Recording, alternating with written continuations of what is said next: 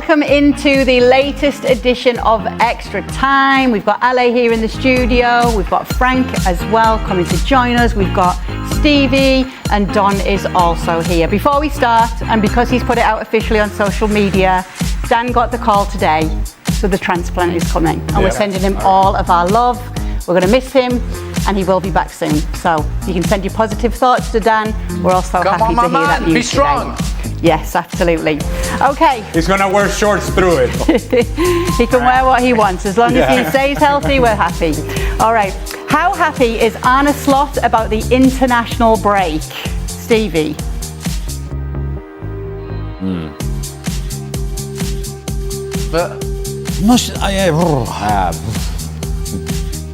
I'm not so sure he is. Yeah. You know, because you want to, when things are not going well, you want to be able to spend time with your players to try and figure out what the problems are and get everybody together. You know, it's a horrible situation when you lose a game like that and then everybody disappears. It's almost like you lose the opportunity just to say exactly what you think right there and then, while everything's raw. You know, I used to wait until the Monday or the Tuesday before I really said anything. But sometimes I wish I had just got it all out right after the game, when everybody's raw, when everybody's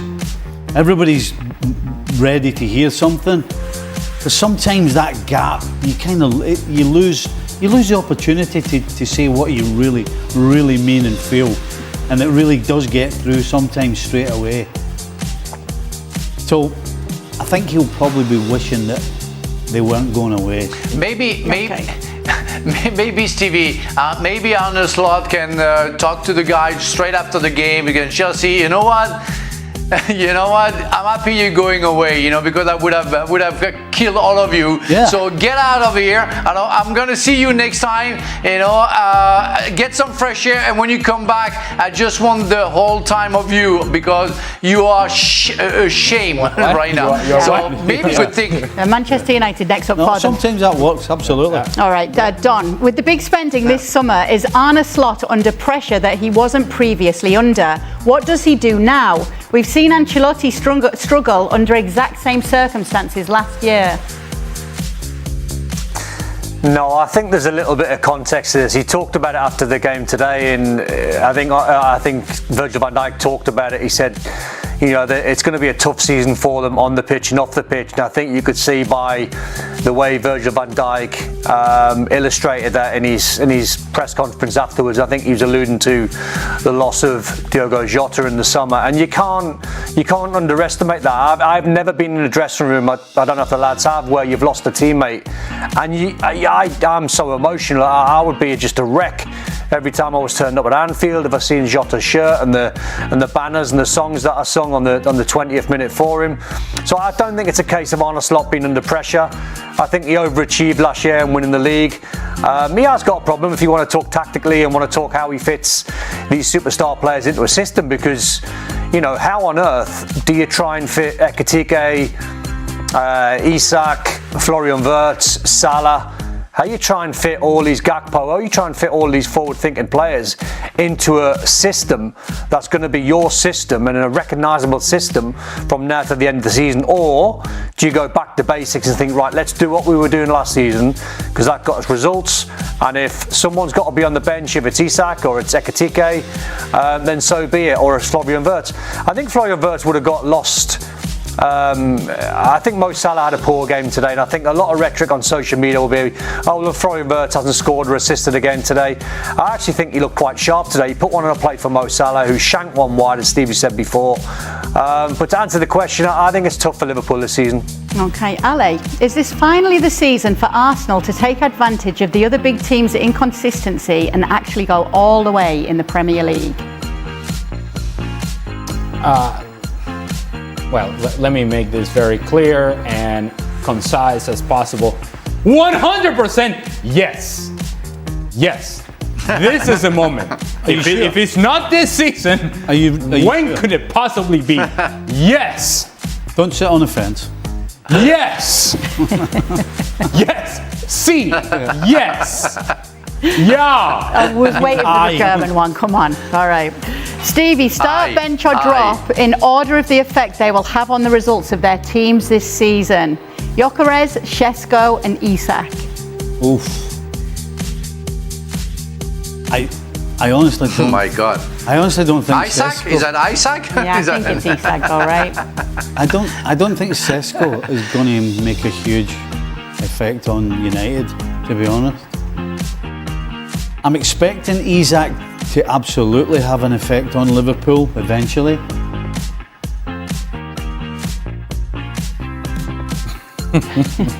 You okay? Yeah, I'm really stuck with the Gyökeres one.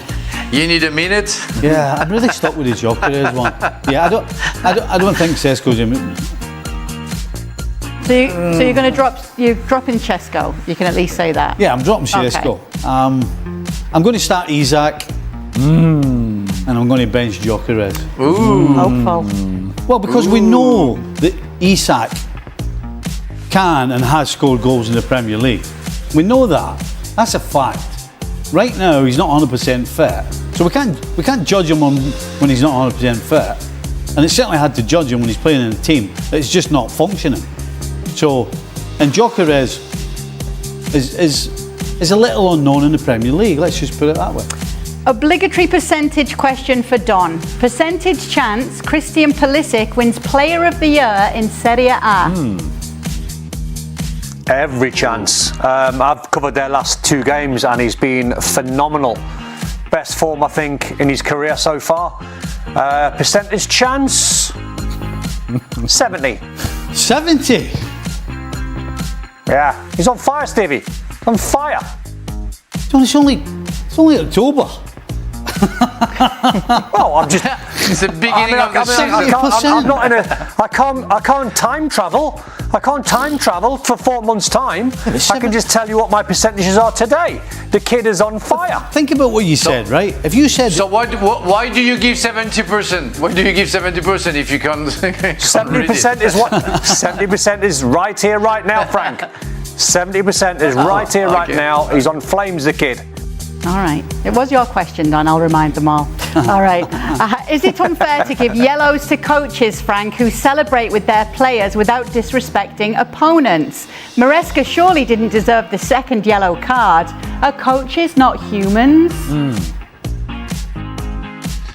Yeah, they are, and especially with the pressure that they are under, I think it's only fair. And he didn't do anything bad. It's not like he was teasing the opponents. He was just celebrating with his players.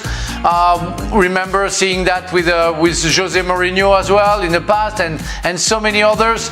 Yes, I think it was unfair, and it's not because it's the Chelsea coach. It would have been anybody else. I can understand that you feel the pressure being released and you just want to enjoy, and he's been a player, so he knows that how cool he can be. So for me it was unfair. Oh, Ali. Start, bench or drop Stevie's pronunciation of Liverpool players' names. Shaka's Eurasia knowledge. Oh boy. Or Don's percentages. Oh, this is an impossible. Well, for those context, yes. for those that may not know, Saka in his power rankings had Karabakh. Yep. And his argument for Karabakh being in the power rankings in the top 10 was to say that they were 4th in Uzbekistan. There's only one problem with that. It's a major problem that not only are they not 4th, they're 5th, and they're 5th in Azerbaijan. Completely different country. I think we know the concerns about Don's percentages. That has been well documented. Even tonight. he just put himself right in the picture. Yes. Well, your pronunciation in the studio of Lamens was quite off tonight, guys. I have to say, Lammers, not Lamons. Okay. We're talking about your percentages. Yeah. Incorrected at the time, just though, didn't you, Don? Our pronunciation pales into insignificance with your percentages. Right. Okay. True. But if you, talking about pronunciations, if you watch Stevie Olo last week, throw around Mamardashvili, Soboslai, Kerkez. Kamadashvili. Yeah, at one point I was watching the show at home and I heard him say Mamardashvili, and I said, is there a K? Did he use a K in this? Is there a double K, Mamardashvili? And the other ones are, and I would use your pronunciation, Sloboslai, for whatever reason. And it cannot be Kerkez, it's Kerikez. I have no idea where you got that from. That's a bird. That's a bird. And then he got really proud of himself today because he's like, at least I can say Mastantuano instead of Mastantuano. So you got that wrong too. Look, I think right now, and it may be recency bias, I'm going to say you start Stevie's pronunciations, you bench Saka's Eurasian knowledge, and Don's percentages get dropped because it's all news. It's an ongoing problem, and what you do with ongoing problems is you get rid of them. And so you drop that. You start Stevie's pronunciation. He is finding new ways and new letters that don't exist in the names that he's calling out. Yeah, is that all right, Stevie? I can't argue. No defence, Your Honour. No defence. And in that matter, Stevie, can you say the name of the centre back, the young centre back of Chelsea, number 34? Not Badiashile, the other one. Oof. Do you remember today? Oof. Ajimapong. Oof. Not too bad. Achempong. What is that? Close. See, in my book, that's close enough. Yeah, it's in the ballpark. I think it was a pass. Yeah. As long as you know who I'm talking about. We have the letters. That's good. So the current starting goalkeeper for Liverpool is who? Mamardashvili. Hey! I got that one down. I'm about to give you a hug. That's all we've got time for on the latest edition. Don is he's not impressed by your pronunciation, by the way. He didn't think He's taking notes on all of us. We've just found out tonight. I was. That's all right. We'll watch Don's pronunciation from here on out. We'll be ready. Yeah. We'll be ready for your slip-ups. All right, finish though for Arsenal. A good result for them. Going top, 1 point ahead of Liverpool in the Premier League standings right now. A fine way for Mikel Arteta to celebrate his 300th game in charge of this club. Arsenal are now top of the table. And I wonder for you guys, if we can talk about what it feels like to be the hunted rather than the hunters for Arsenal. Will that change anything for them, Frank? The pressure being on them now that they are the leaders? I don't think so. I think they've been looking for that, for a while now. They're fed up being second. So if they can be first and lead the race, I think they're going to be happy. And on top of it, everything works properly and perfectly. I mean, so Odegaard is injured again, and that's sad for the players first, and maybe for the squad, for Arteta's tactic. But everybody else is spot on, and they're ready to cope with anybody else. And Liverpool is not getting well. The others are trying to follow, but Arsenal is really the contender for me. They are in very good shape today. They were in dominance for 90 minutes. West Ham didn't exist. It was about the time to win that game. And I think they're going to be pleased with the result. And if they're first, they deserve that. And I think they want to keep it. So now they're happy to be chased. How does the perspective change for you when you're being chased? At this time of the year, it doesn't matter as much. It's after Christmas when you find out whether teams... it goes two ways. When you're at the top, you either grow another 6 inches, get another second on your 100 metres, or you go the other way. You start overthinking about it, and then you start tensing up. But it really only applies more than anything else in the second part of the season. After Christmas is when it matters. And I think it was, 2022 when Arsenal got themselves ahead and bottled it, basically. But this Arsenal side look a little different. They certainly look way more experienced, way stronger, way more organised. So I don't believe that this Arsenal side will have a problem being chased, quite frankly. This game today, if it is an example for what's to come, although you don't play West Ham every weekend. Yeah. This was a glorified training session. It really was. That's how much better Arsenal was than West Ham. And if you're looking for a team that right now seems to fit all the narrative and check all the boxes of what it takes to be a champion in the Premier League, Arsenal is closer to checking all those boxes, much more so than anybody else. There are less questions about Arsenal than there are about everybody else, and based on today's performance, that was the performance of a team that knows they're better than the opposition, they put the game away, they put the game beyond doubt, there was no question as to who was the better team, no stress, no issues, no drama, nobody with their hands on their knees, no. Just solid, mature, comfortable performance. The more performances like that you have that your Arsenal, come the turn of the year, they're going to feel a whole lot better about themselves. Right now, they feel a whole lot better about themselves than everybody else does because they don't have as many questions as everybody else does. Don, you called the game today. Obviously, the negative today is Odegaard was able to walk down the tunnel but had a knee brace on and said he was not positive about the injury. Yeah, it can be one or two things. Having been there myself, it was a bone-on-bone, a knee-on-knee collision, which hopefully is a contact injury. Then it's a little bit sore. The worst-case scenario, if you tweak your medial ligament, that can be a little bit worse. But calling the game today, Kay, I mean, honestly, you just knew from minute one, or you had the feeling before the game, it was a guaranteed 3 points. They performed like champions today. You know, we talked about Liverpool and being Stevie stressed when he watched Liverpool. There's no stress when you watch Arsenal. You know the patterns of play. They had a bench today, Arsenal, to absolutely die for. Jesus was still injured, Madueke still injured, Havertz still injured. Their bench today, if any one of the players in the first 11, as in Odegaard, got taken off through injury or a lack of form or whatever, Zubimendi then came on. It was like for like. They were so strong. They were mature. I think, as Ali said, they kept the ball, the patterns of play. They just breezed past West Ham. West Ham put up a little bit of a fight, to be fair to them, but Arsenal's XG was close to 3, and it could have been, it felt like, watching the game, if they needed to turn it on and they needed to go through a gear or two, they could have done it and probably won by 4 or 5. They were perfect today, Arsenal. Don, I must talk to you. Wait, you refer to Don as Dr. Hutchison. Dr. Hutch, I know. Yeah. Did you?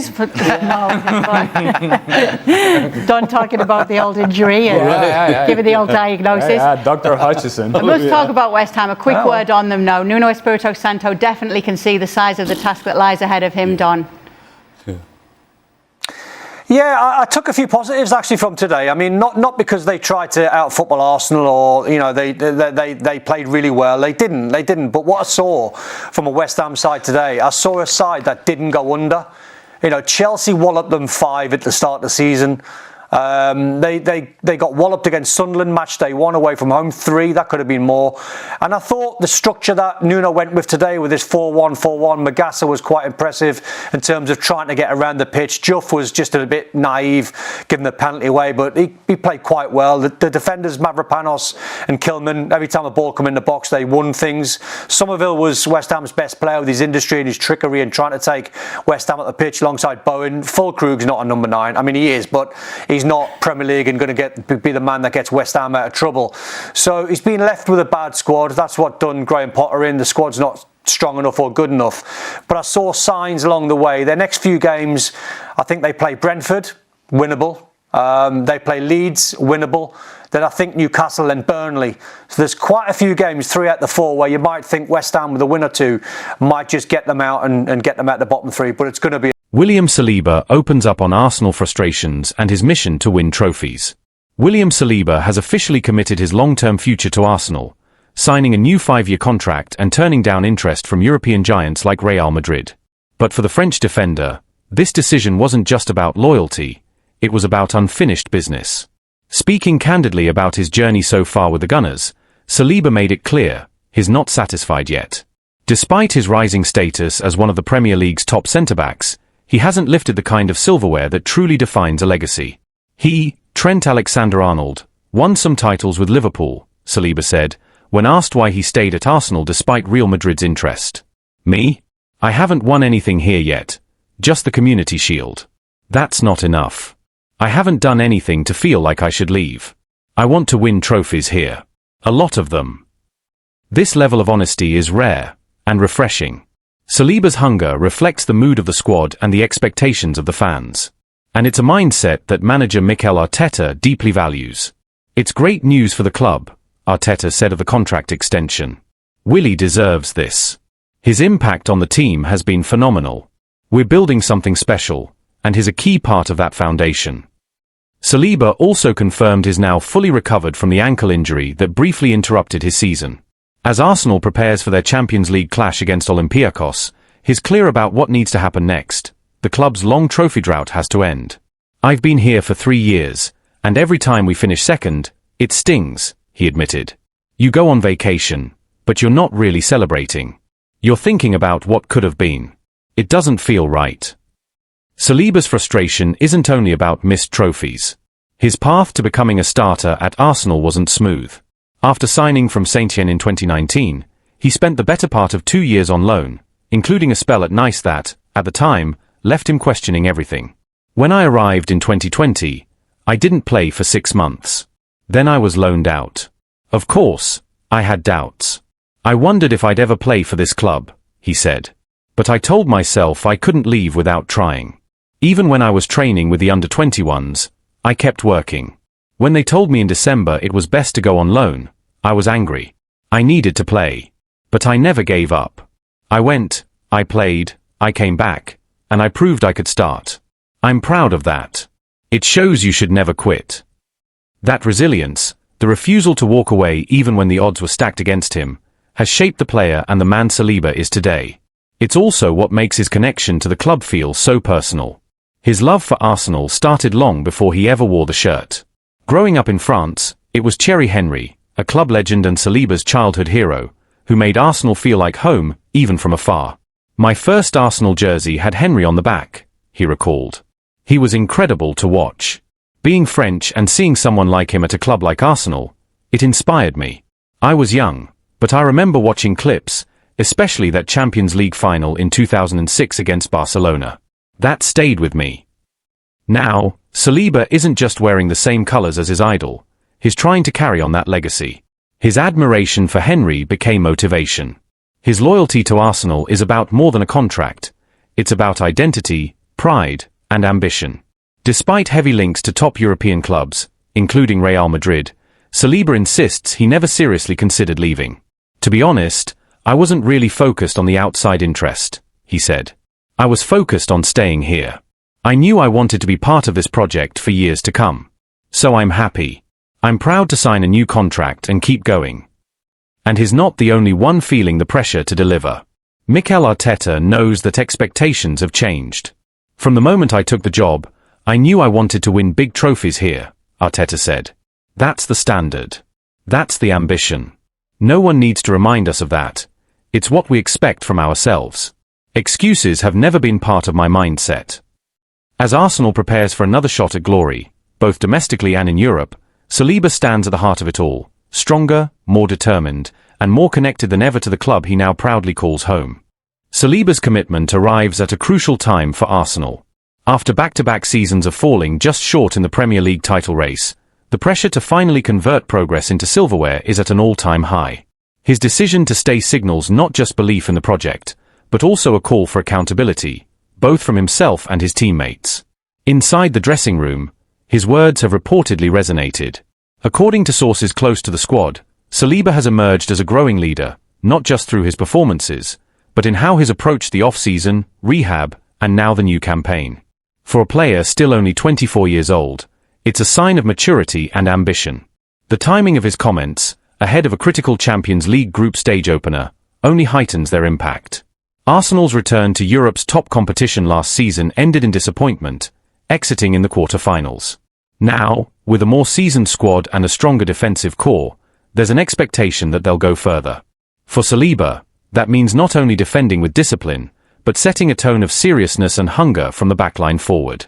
Outside the club, his decision to reject Real Madrid has stirred conversation in both England and Spain. Some pundits have framed it as a rare example of a top young talent turning down the allure of Madrid in favour of loyalty and unfinished work. Others see it as a signal that Arsenal, once again, is a destination club, capable of retaining elite talent in their prime, not just developing it. That kind of perception shift matters, particularly as the Gunners continue to compete for high-profile signings and work to maintain the progress made under Mikel Arteta. In many ways, Saliba's choice reinforces the club's vision, a young, competitive core built for sustained success, not short-term fixes. Still, questions remain. Can Arsenal handle the pressure of being favourites? Can they manage the physical and mental demands of chasing a title across multiple fronts? And how much longer will players like Saliba remain patient if the club doesn't deliver the trophies they now publicly crave? For Saliba, at least, the answer is simple. He's staying because he believes it can happen, and that it should happen. I came back, and I've started almost every game since. I've seen the growth of this team up close. I know what we're capable of, he said. But we have to prove it. Talking isn't enough. As the season unfolds, all eyes will be on how Saliba and Arsenal respond to that challenge. For now, though, the message is clear. The club's defensive anchor is not just here to stay, he's here to win.